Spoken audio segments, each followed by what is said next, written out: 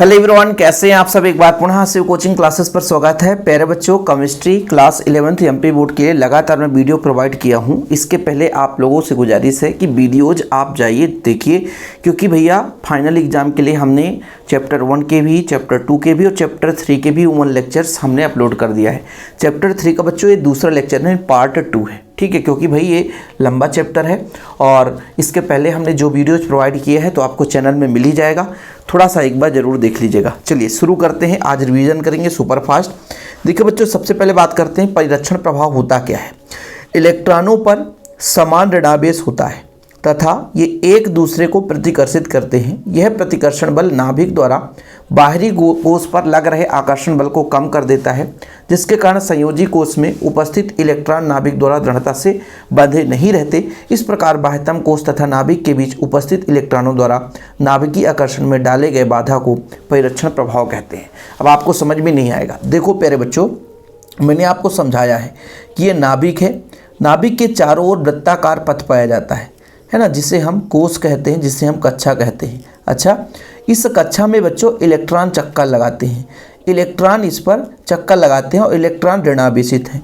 चूँकि आपस में बच्चों धन और ऋण एक विद्युत आकर्षण बल से जुड़े हुए हैं, लेकिन जब ये ऋण और ऋण एक दूसरे को क्या करते हैं, प्रतिकर्षित करते हैं, तो इस प्रतिकर्षण बल के कारण इसके भी जो नाभिक आकर्षण बल है वो कमज़ोर हो जाता है। क्या हो जाता है? कमज़ोर हो जाता है। और इसी कमजोरी का जो एक माध्यम है इलेक्ट्रॉन ही है, और इसी प्रभाव को, जिस प्रभाव के कारण वो कमज़ोर हो रहा है, वो परिरक्षण प्रभाव कहलाता है। यानी प्यारे बच्चों, किसी भी परमाणु के वाहतम कोश में इलेक्ट्रॉन उपस्थित रहते हैं, इलेक्ट्रॉन ऋणावेशित होते हैं और एक दूसरे को प्रतिकर्षित करते हैं। प्रतिकर्षण बल के कारण जो नाभिक के साथ आकर्षण बल है वो बच्चों है ना कमज़ोर हो जाता है। कहने का तात्पर्य इलेक्ट्रॉन जो है नाभिक के साथ दृढ़ता के साथ आकर्षण बल से जुड़े रहते हैं, किंतु इलेक्ट्रॉन के बीच जो प्रतिकर्षण बल है वो नाभिक के आकर्षण बल को क्या करता है, कमज़ोर कर देता है, और उसी प्रभाव को बच्चों हम परिरक्षण प्रभाव कहते हैं। अगला प्रश्न है प्यारे बच्चों, पी ब्लॉक का तत्व किसे कहते हैं? पी ब्लॉक का तत्व किसे कहते हैं, इसके प्रमुख लक्षण लिखिए। देखिए प्यारे बच्चों, पी ब्लॉक का तत्व हो, चाहे एस ब्लॉक का तत्व हो, चाहे डी ब्लॉक का तत्व हो, चाहे एफ ब्लॉक का तत्व हो, इन सब की एक ही परिभाषा, यदि किसी भी तत्व का अंतिम इलेक्ट्रॉन जिस कोश में, जैसे मान लीजिए आपका एस उपकोश है बच्चों, यदि अंतिम इलेक्ट्रॉन एस उपकोश में प्रवेश करता है, इसका मतलब वो एस ब्लॉक का तत्व है। क्या बच्चों? एस ब्लॉक का तत्व है। यदि प्यारे बच्चों पी उपकोश में प्रवेश करेगा, मतलब पी ब्लॉक का तत्व है। यदि डी उपकोश में प्रवेश करेगा अंतिम इलेक्ट्रॉन, तो डी ब्लॉक का तत्व है। यदि एफ उपकोश में प्रवेश करेगा बच्चों, तो एफ ब्लॉक का तत्व है। इतना क्लियर? मतलब इलेक्ट्रॉनिक विन्यास निकालते समय यदि अंतिम इलेक्ट्रॉन जिस उपकोश में प्रवेश करेगा, एस में तो एस ब्लॉक का तत्व, पी में तो पी ब्लॉक का तत्व, डी में तो डी ब्लॉक का तत्व, तो बच्चों ये इलेक्ट्रॉन प्रवेश करने के आधार पर उसकी हम परिभाषा दे सकते हैं। ठीक है, क्लियर? तो देखिए, यदि इलेक्ट्रॉनिक विन्यास करने पर अंतिम इलेक्ट्रॉन पी में प्रवेश करता है, यानी पी उपकोश में प्रवेश करता है, तो पी ब्लॉक का तत्व कहलाता है। क्लियर? आपको एक क्लियर रहना चाहिए। तो इसका बच्चों एक लक्षण है, अंतिम इलेक्ट्रॉन पी उपकोश में प्रवेश करता है। इसका एक समान इलेक्ट्रॉनिक विन्यास NH2 NP126। अच्छा, यदि S होता है बच्चों तो S का होता है NS122, है ना, मतलब 1 से 2।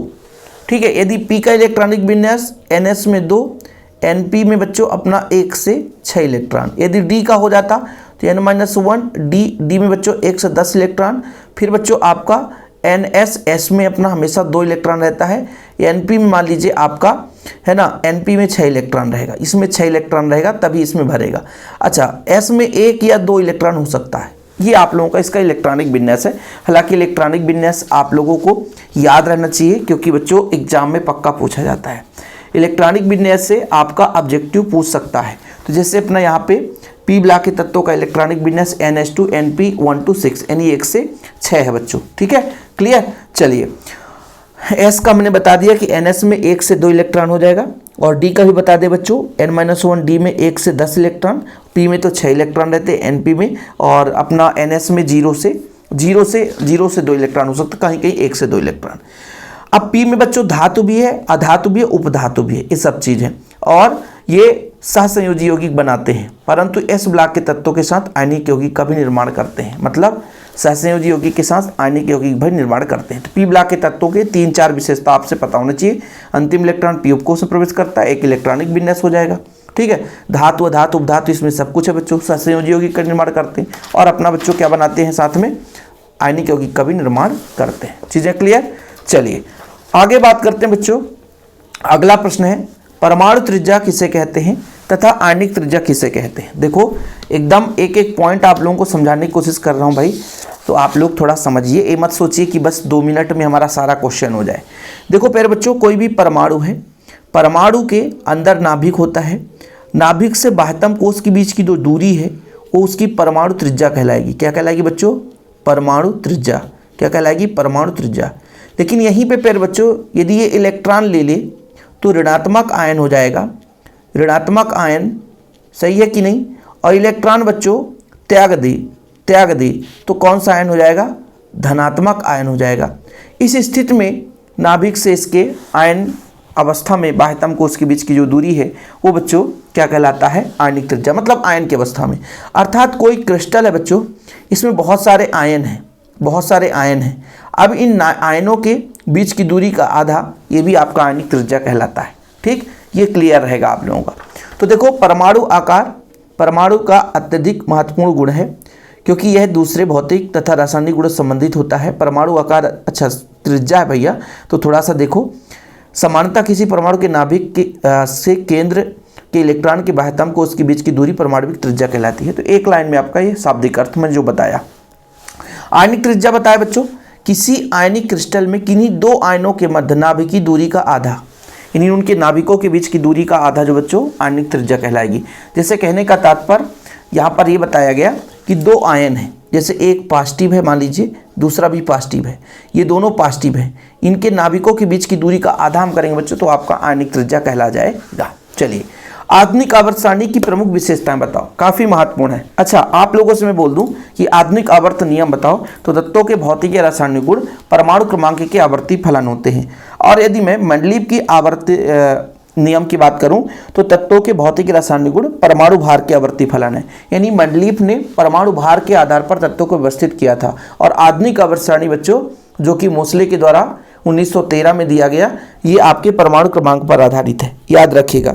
तो तत्वों के भौतिक रासायनिक गुण परमाणु क्रमांक के आवर्ती फलन है, इसका मतलब वो आधुनिक आवर्त नियम है। और प्यारे बच्चों यदि तत्वों के भौतिक रासायनिक गुण परमाणु भार के आवर्ती फलन है, इसका मतलब वो मेंडलीव का आवर्त नियम परमाणु भार के आधार पर। ठीक, क्लियर। तो आधुनिक आवर्त नियम में पूरा सिस्टमेटिक धातु तत्वों को अलग, अधातुओं को अलग, है ना। और बच्चों जैसे अपना उपधातु है, सबको अलग अलग व्यवस्थित किया गया। यह आवर्त सारणी तत्वों के इलेक्ट्रॉनिक विन्यास पर आधारित है, मतलब परमाणु क्रमांक पर आधारित है। क्लियर। इसमें धातु और अधातु को पृथक कर दिया गया, क्योंकि मेंडलीव की आवर्त सारणी में धातु और धातु को एक साथ एक ग्रुप में एक समूह में रख दिया गया था, जो कि बच्चों जब आधुनिक आवर्त सारणी आई तो मेंडलीव की आवर्त सारणी की कमियों को दूर करते हुए धातु और धातु को अलग व्यवस्थित कर दिया गया। संक्रमण तत्वों को सामान्य तत्वों से पृथक कर दिया गया। डी ब्लॉक का जो तत्व होता है वो संक्रमण तत्व होता है, जिसे अलग से व्यवस्थित एस और पी के बीच में रखा गया। तत्वों को इलेक्ट्रॉन भरने के आधार पर समस्त तत्वों को एसपीडीएफ ब्लॉक में विभाजित कर दिया गया। आप लोगों को पता ही है, आधुनिक आवर्त सारणी तो पता ही है ना भाई, आवर्त सारणी तो आप लोग शुरू से देखते आ रहे हो। तो एस ब्लॉक को अलग, पी को अलग, डी को और एफ को, चारों भागों को अलग अलग व्यवस्थित कर दिया गया। दुर्लभ मृदा तत्वों को उपयुक्त स्थान पर मुख्य आवर्त सारणी के बाहर नीचे रखा गया। जैसे अपना एफ ब्लॉक का तत्व बच्चों, उसको व्यवस्थित करके अलग कर दिया गया। तो इसके प्रमुख प्रॉपर्टी है। उम्मीद करता हूँ ये क्वेश्चन आपसे बन जाएगा। चलिए आगे देखते हैं बच्चों, अंतर संक्रमण तत्व किसे कहते हैं। अच्छा, जो संक्रमण तत्व होता है वो डी ब्लॉक का तत्व संक्रमण तत्व है, लेकिन जो एफ ब्लॉक का तत्व है उसे हम बोलते हैं आंतर संक्रमण तत्व। समझ में आया बच्चों। देखो जो अपना डी ब्लॉक का एलिमेंट है बच्चों, तो इसके अंतिम इलेक्ट्रॉन n-1 डी उपकोष में प्रवेश करता है। ये किसकी बात कर रहे हैं हम? डी ब्लॉक की बात कर रहे हैं। किसकी बात कर रहे हैं बच्चों? D block.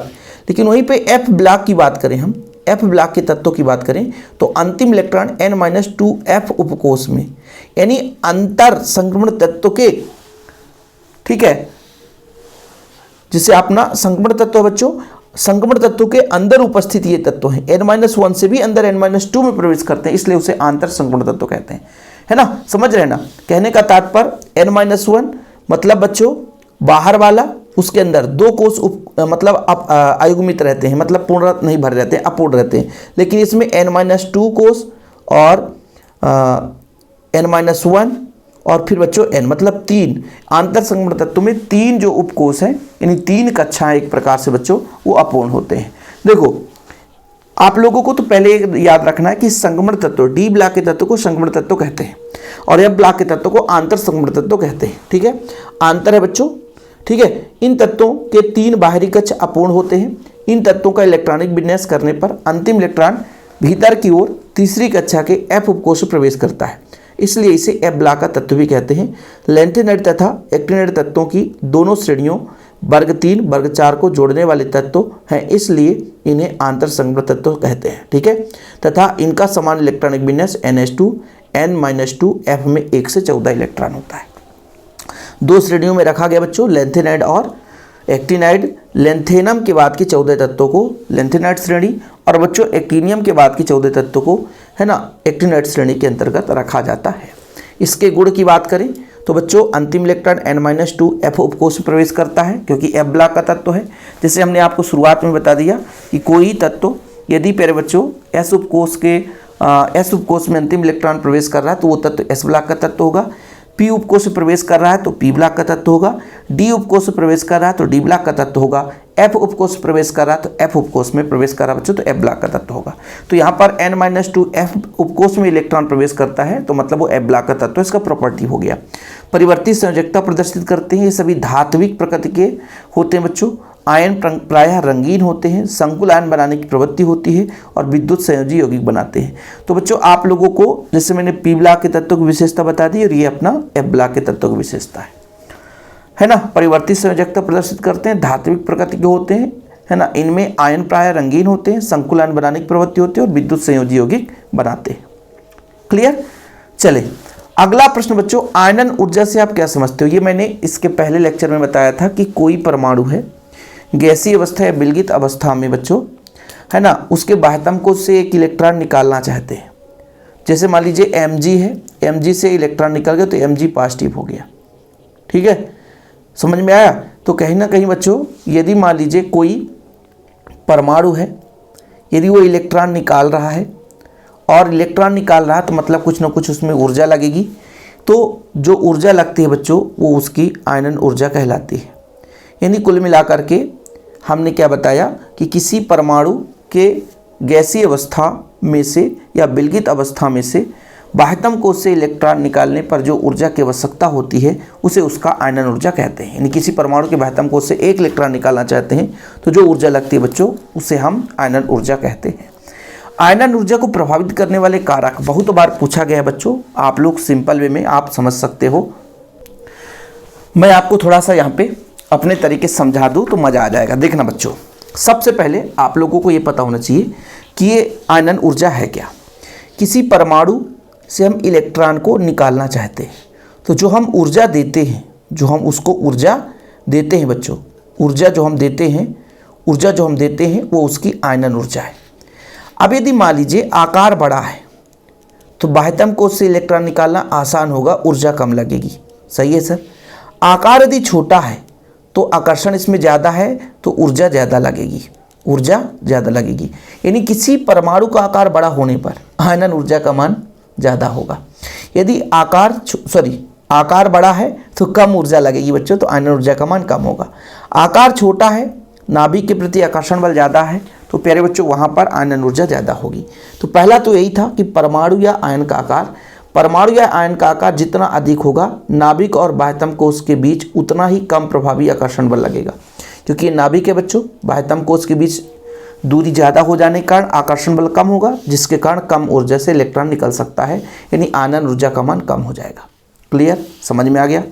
आवेश बढ़ा दे बच्चों, नाभिकीय आवेश में वृद्धि होने से आयनन ऊर्जा के मान में वृद्धि होती है। क्यों? क्योंकि जैसे से आवेश बढ़ेगा ना तो नाभिक का आकर्षण बल बढ़ जाएगा। नाभिक का आकर्षण बल बढ़ने के कारण इलेक्ट्रॉन निकालना थोड़ा सा कठिन हो जाएगा बच्चों।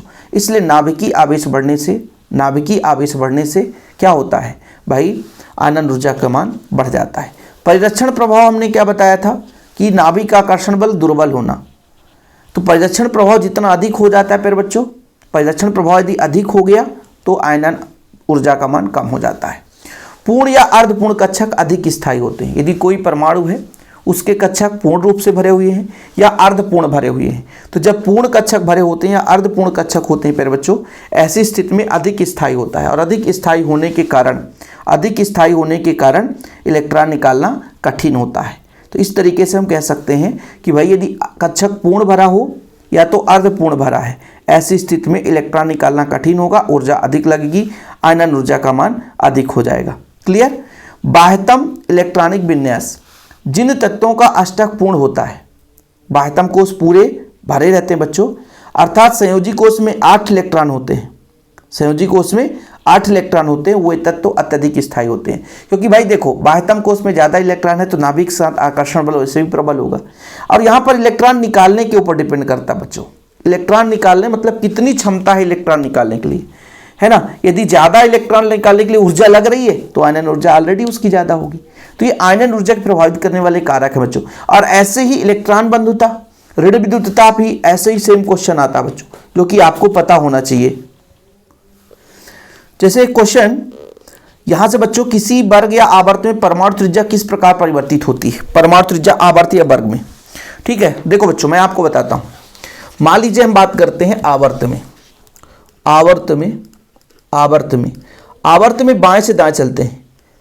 इलेक्ट्रॉन कोष की संख्या नहीं बदलता, इलेक्ट्रॉन 1 है, फिर इलेक्ट्रॉन 2 है, फिर इलेक्ट्रॉन 3 है, फिर इलेक्ट्रॉन 4 है, फिर इलेक्ट्रॉन 5 है, इलेक्ट्रॉन 6, इलेक्ट्रॉन 7 है। मतलब इलेक्ट्रॉन बढ़ते जा रहे हैं, इलेक्ट्रॉन क्या होते जा रहे हैं, बढ़ते जा रहे हैं। अब ऐसी स्थिति में बच्चों यहाँ पर नाभिक का आकर्षण कम था, लेकिन यहाँ पर इलेक्ट्रॉन ज़्यादा होने के कारण नाभिक का आकर्षण अधिक हो गया, और अधिक होने के कारण ये थोड़ा सा सिकुड़ गया बच्चों, तो त्रिज्या क्या हो जाती है, कम हो जाती है।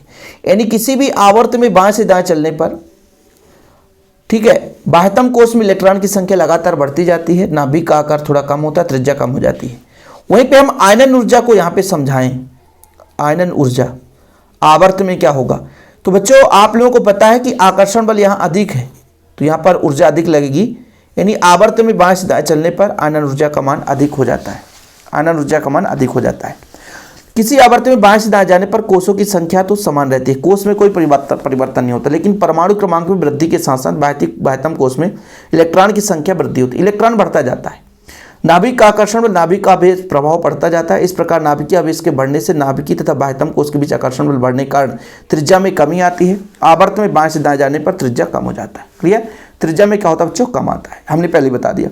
वर्ग में ऊपर से नीचे जाएंगे तो बच्चों इलेक्ट्रॉन तो बढ़ेंगे, लेकिन कोषों की संख्या बहुत तेजी से बढ़ती है, और कोषों की संख्या बढ़ने के कारण थोड़ा सा त्रिज्या अधिक हो जाता है और आयनन ऊर्जा कम हो जाता है।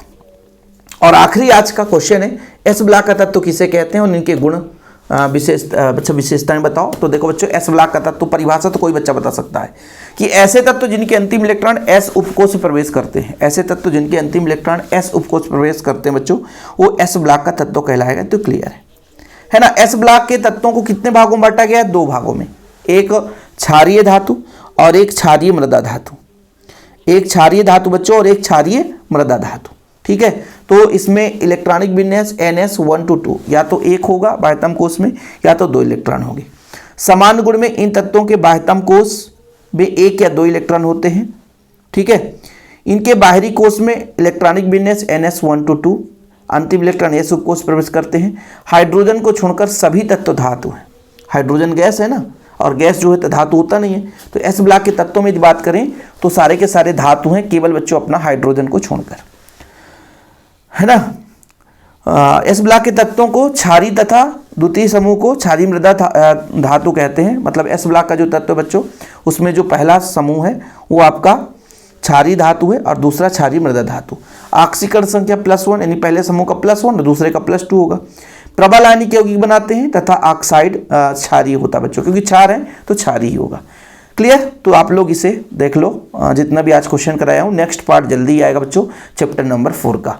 आप लोगों को मैं यही कहना चाहूँगा कि इसके पहले जो वीडियो बनाया है आप लोग जरूर चैनल पे जाइए और पहले जो वीडियो केमिस्ट्री के बने हैं उसे ज़रूर देखिए। जय हिंद।